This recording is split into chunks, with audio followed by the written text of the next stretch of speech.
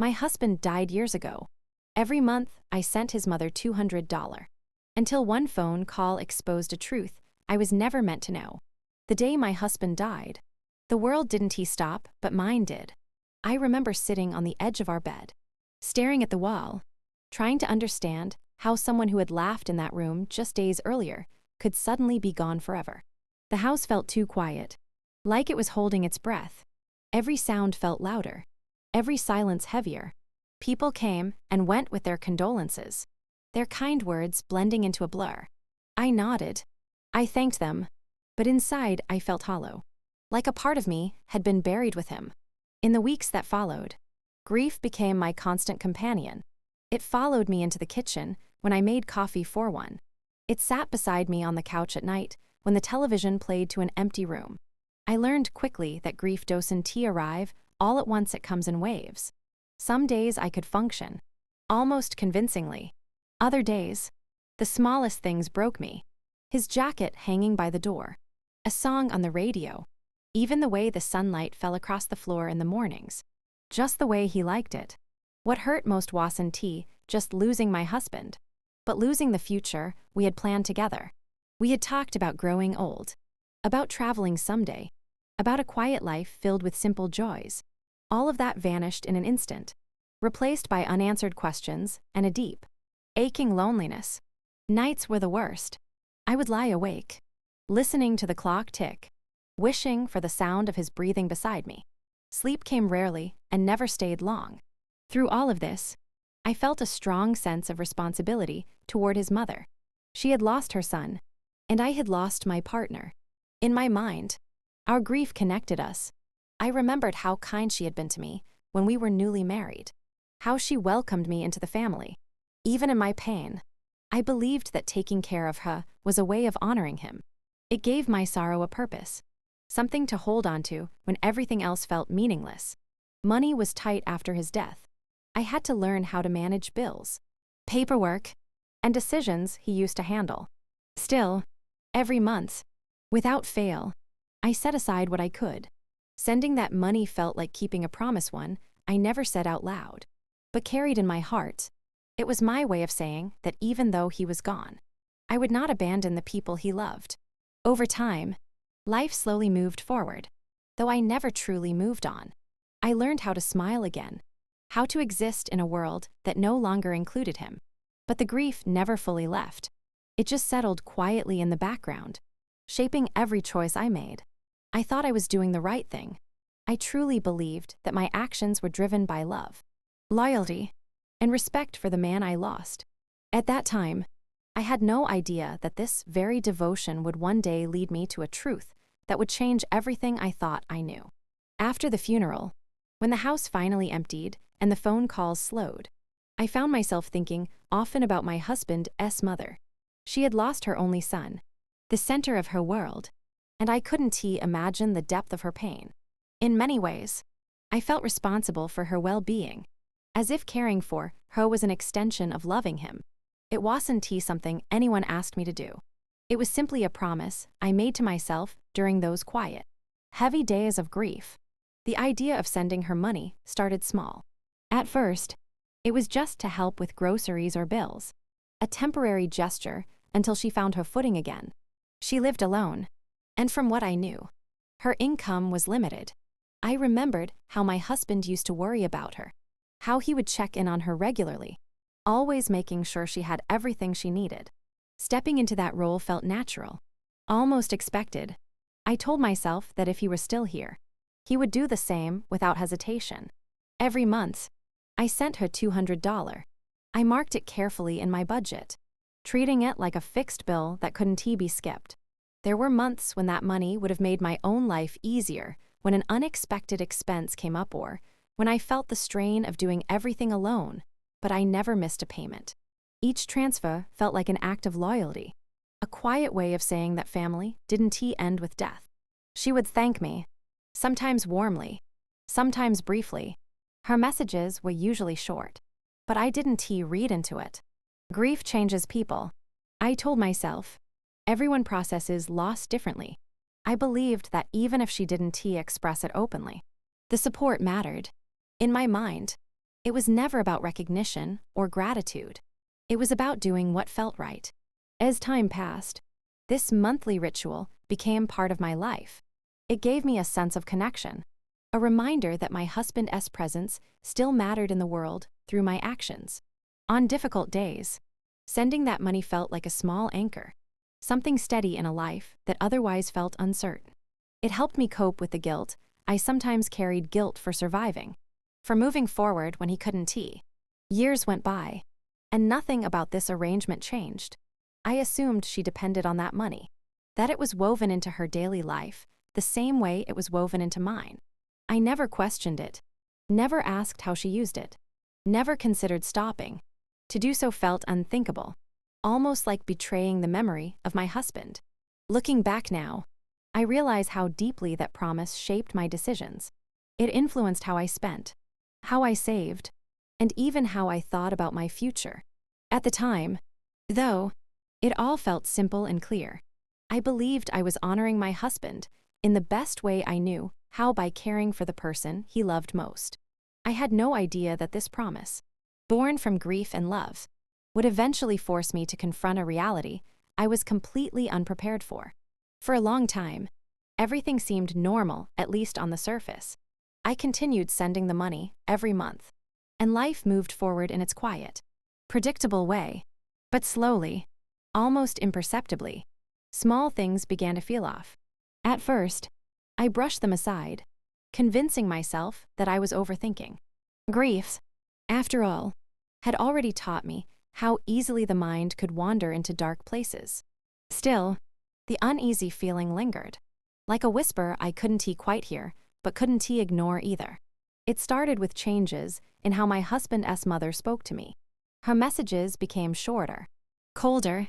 Where there had once been a sense of shared loss, there was now distance. She stopped asking how I was doing or how work was going. Our conversations narrowed to a simple acknowledgement that the money had arrived. I told myself she was still grieving. That time had made her quieter, more withdrawn.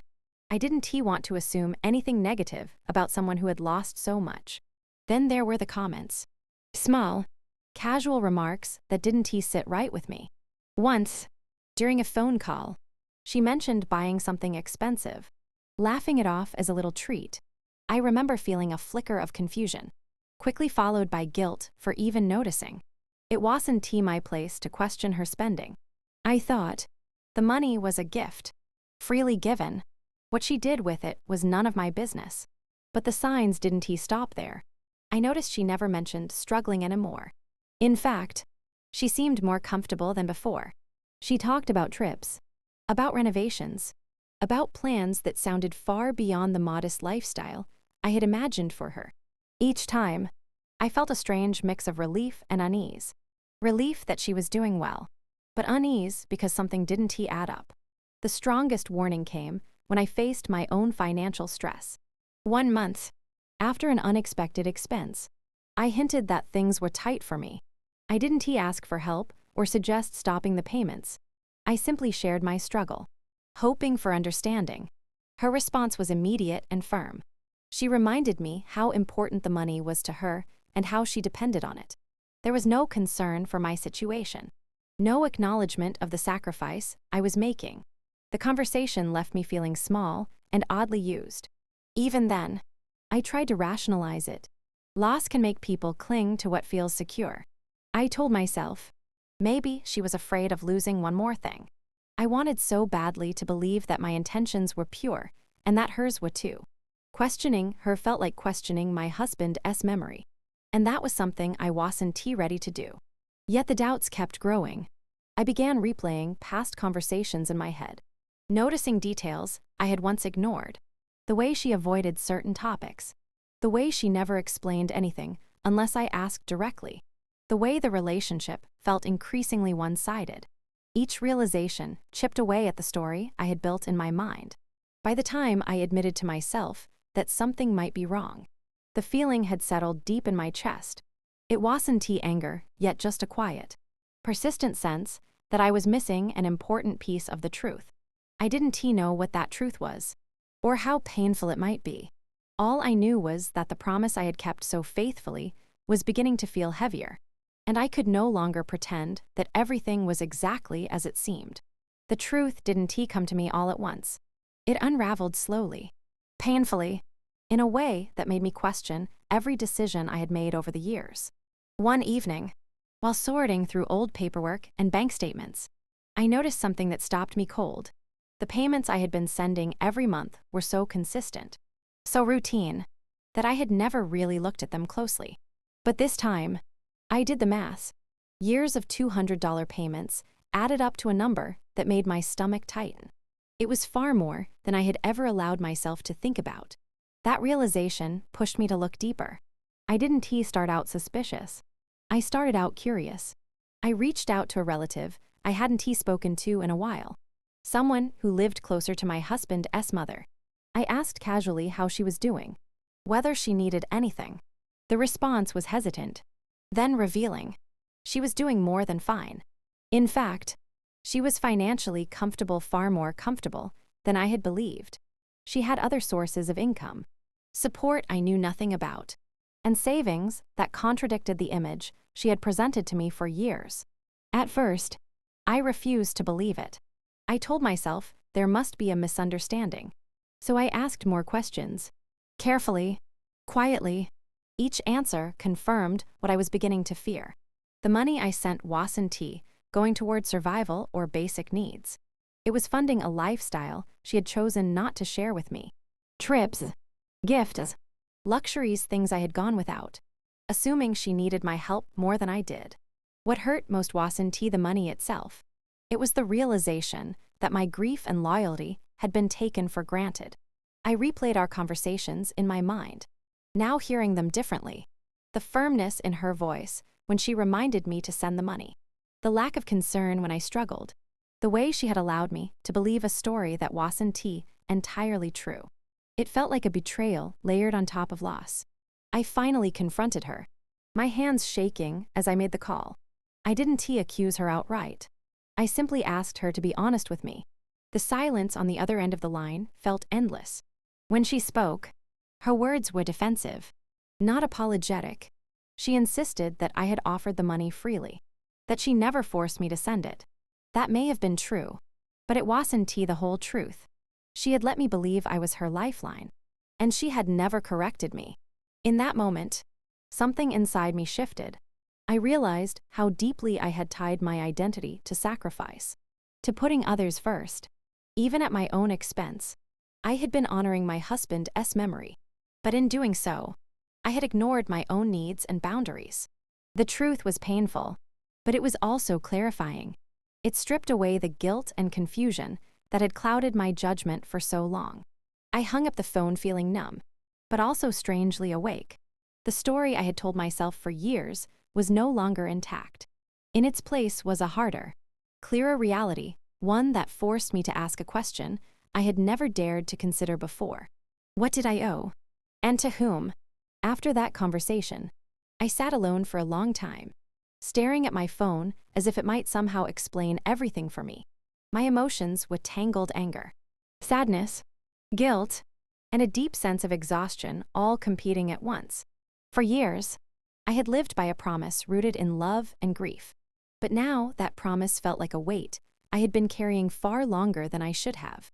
For the first time since my husband's death, I allowed myself to ask what I needed, not what I was expected to give. Ending the payments wasn't an easy decision. I wrestled with it for days, replaying my husband's face in my mind, wondering what he would think. But slowly, I realized something important. Honoring someone's memory doesn't mean sacrificing your own well-being indefinitely. Love should never come at the cost of your dignity or peace. With that understanding, I made my choice. The next month, I didn't send the money. My hands shook as the date passed, and for a brief moment, I felt like I was doing something terribly wrong. When the call came, it was exactly as I feared, sharp, accusing, filled with disappointment. But this time, I didn't crumble. I spoke calmly, explaining that I could no longer continue the arrangement. I told her that I had helped for years, and now it was time for me to focus on rebuilding my own life. The reaction confirmed what I already knew. There was no concern for my feelings, no acknowledgement of what I had given. Instead, there was entitlement. Hearing it so clearly was painful, but it also strengthened my resolve. I ended the call knowing I had made the right decision, even if it hurt. In the weeks that followed, something unexpected happened. The guilt that had once weighed so heavily on me began to fade. In its place came a sense of relief, light and unfamiliar at first, but growing stronger each day. I started using that extra money to take care of myself, to save, to breathe a little easier, to imagine a future that wasn't defined by loss or obligation. I also began to heal in a deeper way. Letting go of that promise allowed me to grieve my husband more honestly, without the pressure of proving my love through sacrifice. I realized that my relationship with him existed beyond money or duty. It lived in my memories, in the lessons he taught me, and in the person I had become because of him. The decision changed how I saw myself. I was no longer just the widow who endured quietly, always putting others first. I was someone who could set boundaries, who could choose self-respect without feeling ashamed. That shift gave me confidence I hadn't felt in years. Looking back, I don't regret helping his mother when I did. I gave from a place of genuine love, and that matters. But I also learned that kindness should never be blind, and loyalty should never silence your own voice. Walking away from that obligation didn't make me heartless, it made me free. If this story moved you, please subscribe. These real-life stories deserve to be heard, and your support truly means everything.